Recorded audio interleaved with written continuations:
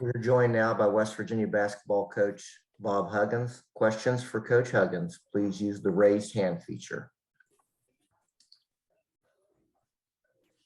Greg Hunter.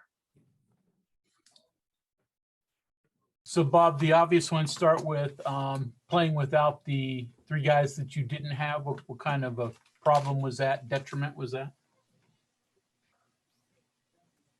Well, obviously, when you play without the best player in the league, it's going to affect you. He's been the best player in the league so far. That's going to hurt us. And then two other guys who contribute a lot to us. It's not going to be easy, but that being said, we can't turn it over 20 times. Particularly when they've been told since we started official practice that what's going to beat us is ourselves turning the ball over, and we turned it over 20 times. We're not going to win turning it over 20 times, particularly not against a team like that. Justin Jackson. Coach, kind of going off that Texas, it looks like, a lot of deny defense, pretty good at it, some three-quarter court pressure. Just, what was Texas doing defensively, and are they as good defensively as, what they appear on paper? We threw it to them. They didn't take it from us much. We threw it to them. We have been very careless with the ball from the beginning, and we have talked about it, worked on it, got them on a toss back, did all the passing drills that I know of before we actually got into start practice, and it hasn't helped any. So we're going to have to come up with something else, or we're just going to have to sit those guys who continually turn it over. As far as the players out today, from what I've looked at protocol wise, it looks like 10 days or something. It looks like they could be back in time for your next game. Is that how you understand it too, or? Justin, I don't know. Okay. I don't know. I've heard various scenarios, and I don't know which one is the believable one. Right. That's very true. Yeah. Kevin Kinder. Following up on Justin's question, Coach, you have to go to the league office, go through the school. How do you get the right information? Because obviously that affects how you prepare. If someone feels available to practice but can't because of whatever the rules in place are. Well, we've done everything we can possibly do. From our guys taking a booster, our guys, by the way, have been fantastic. They've been fantastic in doing everything that we've asked them to do in terms of the protocol. We went as far as we all masked up on the plane, even though it was us on the plane. Didn't have to do that, but I asked them to do it, and they did it. They've been very compliant with everything that we've asked them to do. I don't know any more than you guys know. I wish I did, but I don't know any more than you do. And you guys are, I think anyways, you guys are intelligent enough to realize that it's not done at my level, man. It's done at the conference level. And it's done at the conference level with either the athletic directors or the presidents. Guys at my level don't get a vote. We'll go back to Greg Hunter. Bob, been trying to look for a few positives out of this. The aggressiveness and better scoring from Jalen Bridges, DeMont Kerrigan with 9 rebounds, his high. Did you see some positives from those guys? I thought JB's is good. JB's been, I think he struggled because he wasn't making shots, and he spent time in the gym and he's been making shots in practice, and he obviously made shots tonight. I thought JB played well. we've got 2 point guards, so we try to play the one that's playing the best that day. Keaty got hurt. And thank God that we have another point guard because hopefully he's back for the next game. And Damon, 9 rebounds, 3 blocks. Any positives from him? Well, somebody had to play, right? The other guys weren't giving us what we needed to give them. And that's kind of what it's been. It's kind of been a play the guy who's doing the best. Set the other guy. Justin Jackson. I think we still have to take a look at the big freshman in a game situation, but today wasn't today. You don't throw them in there against the best team in the league. I apologize for talking over you, Coach. Justin. You're fine. Hey, Coach, you got kind of an extended look at Jamel today. Have you been seeing stuff from him in practice, or was it just a matter of, his turn in the lineup with guys missing? I wanted to see what he would do in front of people. He's played pretty well in practice. Try to get him a little bit of game experience. Yeah. Mike Kazaza.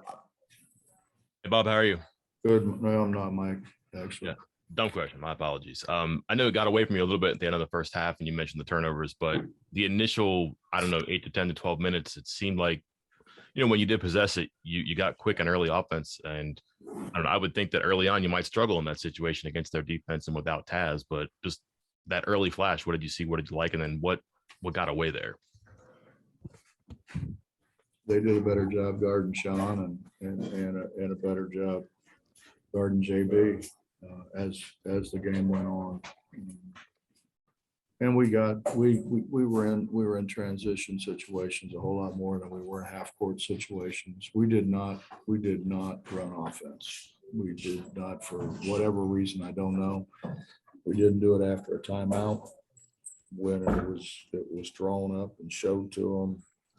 We got a set that we run to start practice every single day, and you would think if they run it in practice every single day that you could put it in, and we put it in, and they didn't run it.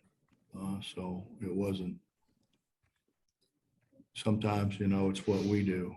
I don't think it was what we do this time. I think they were not tuned in to running what we wanted to run. Greg Carey. Bob, does it make things a little more difficult for Sean without Taz in there? And if so, how? They gang up on him. That's how. Yeah, it makes it more difficult. It's much more difficult. What are they? They're fond of saying in the NBA, Robin and Batman.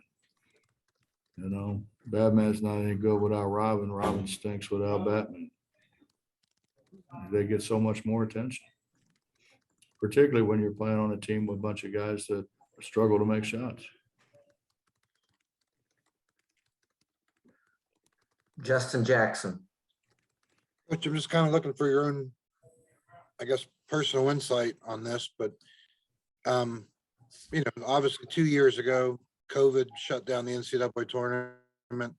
Last year, still created havoc with scheduling and, all the stuff that you guys had to go through last year with testing and all that. It looks like it could still be a constant storyline now. Frustration level. Is this getting to be a point with COVID and hoops to be almost unbearable, I guess? We're going to continue to do our job, Justin, just like I would think you would continue to do your job. There's nothing we can do about it. We can't change it. We can't change it. We've got to work exceptionally hard just to get the best out of it. There's going to be an NCAA tournament. They can't not make any money again, Justin. Right. they were broke last year. They need this in the worst way. So they're gonna find a way to have an NCAA tournament. In terms of us, we're gonna do the best job we can possibly do, just like I would assume that you guys would. Right. I don't control those things. I can tell you this, our guys have been fantastic in doing everything they've been asking more. Do the best job they can possibly do of making this as easy as it can be. But it is what it is. Kurt Bowles. Yeah, Bob, when you look at Texas' offensive identity, when no one player scores more than 11 points a game, what do you have to concentrate on trying to take away to win a game against this Texas team? Well, you don't let them drive it into the paint and pivot 7 times before they find a shot. You know, you gotta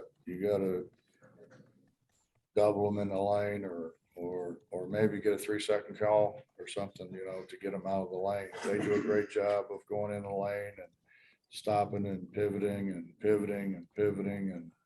until they get a break between a couple of guys or whatever. That's becoming more and more and more a part of our game. That's not just them. There's a lot of people who do that now. Is it a weakness of a team that when you don't have a main scorer like Taz scoring 20 points a game and you've got 4 or 5 guys scoring 8 to 10 in theory? Is it what? Is it a strength or a weakness when maybe a team like Texas doesn't have a 20-point score, but you have a whole bunch of guys that can score 10?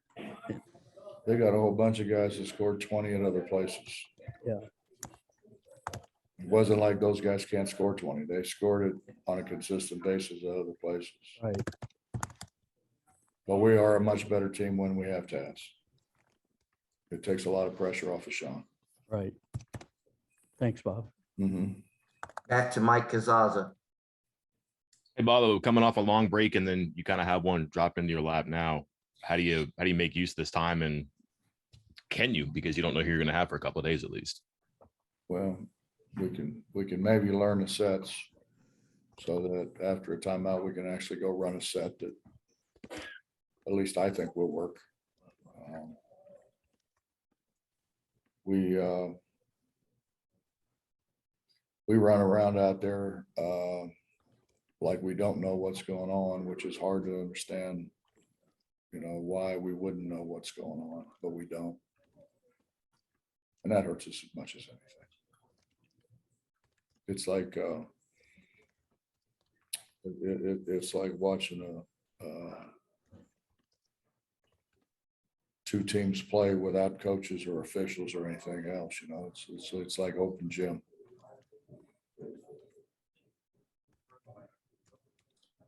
Any other further questions for Coach Huggins? Coach, thank you for your time. Yes, sir, Michael. Members of the media, that concludes our session for today. Thank you very much.